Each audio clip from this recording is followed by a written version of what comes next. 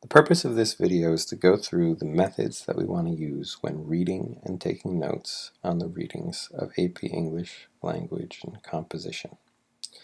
So, to really describe the difference between this course and other courses, I like to think of it like those annoying arguments that everyone gets into at some point in their lives. You know what it's like. You start arguing about something that might be remotely relevant or important, but within maybe a half hour or an hour, you're no longer arguing about the issue, you're arguing over the argument itself. You start backtracking and arguing about what the person said to you at the beginning of the argument and debating over who said what and why. I hope you've had that experience before, otherwise this would make no sense. If you haven't, maybe it's just me. But if you have, you didn't realize all along that during those worthless waste of time arguments, you were actually spending good time preparing for this course. Because this is what we do in this class. We argue over that small level of detail. Why did an author choose that word over other words? Why that phrase? Why that sentence? Why that organization of sentences or phrases? We want to get used to thinking about the why behind the style of the language, almost more than the actual content of the language. The two are linked, as we've discussed before, but you have to force yourself to look at language differently than you have before. And because that demands such a level of close reading, you have to be able to take good notes on the reading that you do.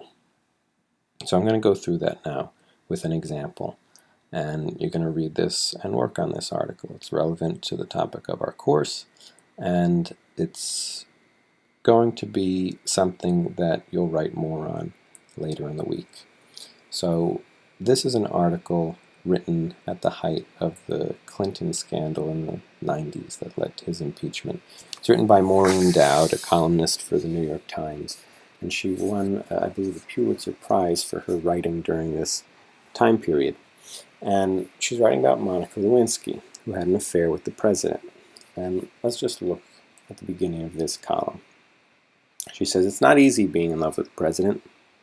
There's so many distractions. Whenever you want a little quality time, he's got some world crisis to handle." I remember reading an interview with Judith Exner where she talked about how lonely it was dating JFK. Whenever she wanted him to focus on her, he was focusing on Castro. Cuba, Cuba, Cuba, that's all he cared about.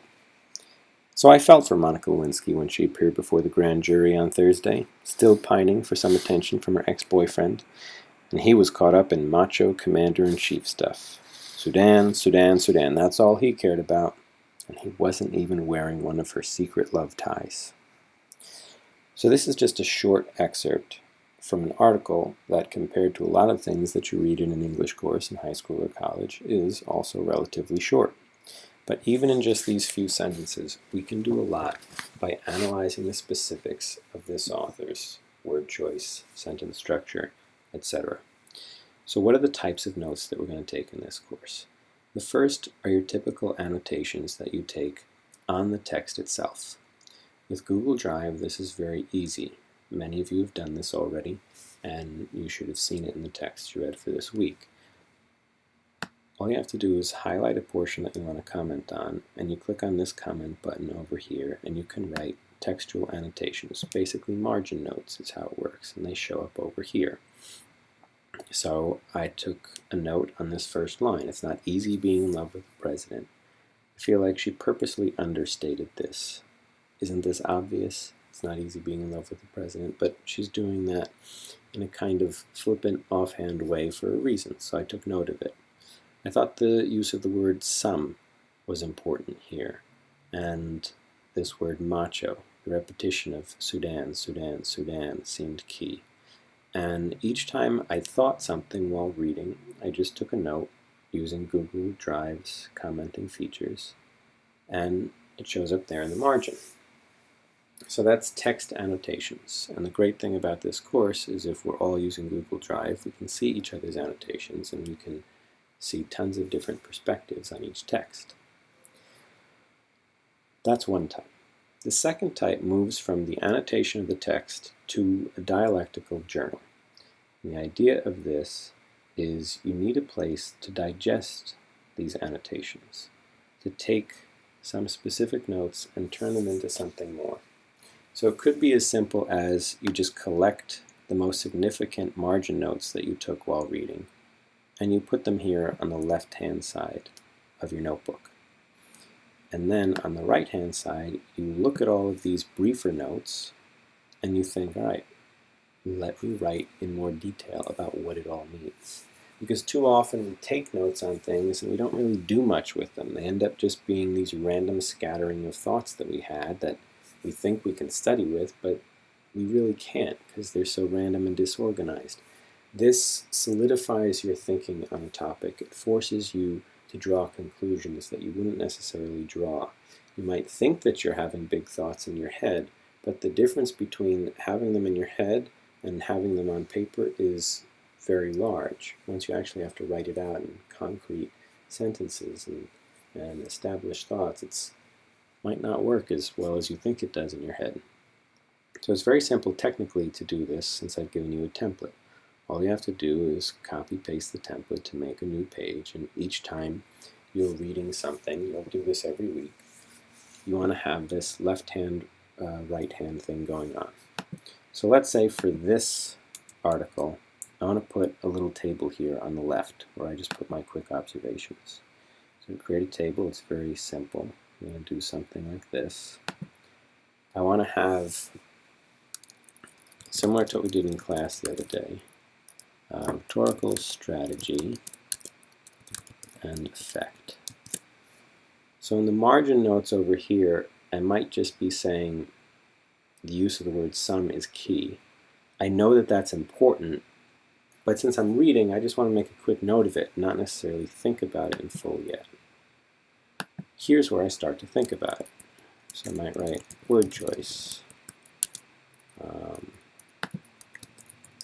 some, and maybe I'll quote the sentence.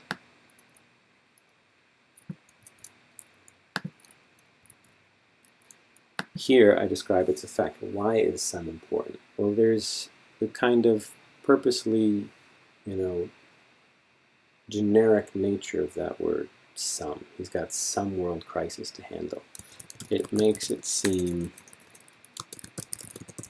like Monica has no idea what is going on in the wider world.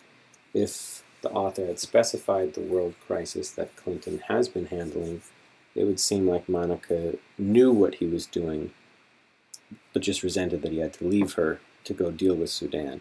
To say, well, he had to deal with some world crisis, it makes her sound, ditzier, dumber. So I have word choice on the left. What's the significant thing that I see here? What's the effect of it? I could talk about the repetition of Sudan, Sudan, Sudan, and Cuba, Cuba, Cuba, and go on. And over here, I bring it all together. What does the sum of all of these effects do? What impression does it give me overall about this article and the style of writing? What are the big ideas I can have?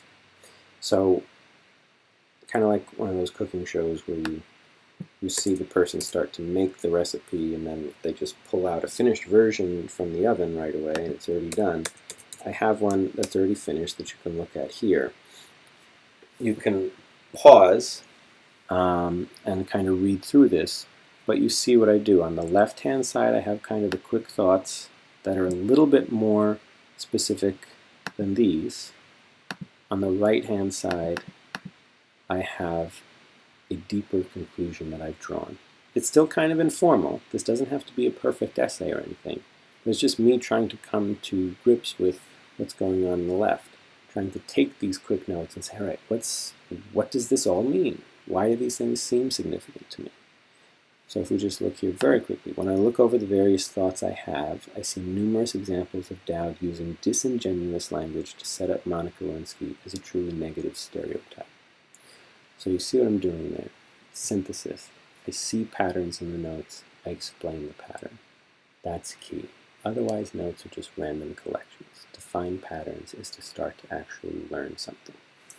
So that's basically it. These are the 3 levels of notes we'll take during this course. The quick ones we have in the margins while reading, textual annotations, the slightly more refined ones on the left here, and then the far more organized ones on the right here. We'll do it once a week, and I'll check it and grade it. You'll see how it works. But for this week, I want you to start getting used to it with my guidance. So on Wednesday on class, you'll take this whole article and make your own page in your own notebooks. Look at the website, you'll see the directions for tomorrow. Otherwise, email me with questions.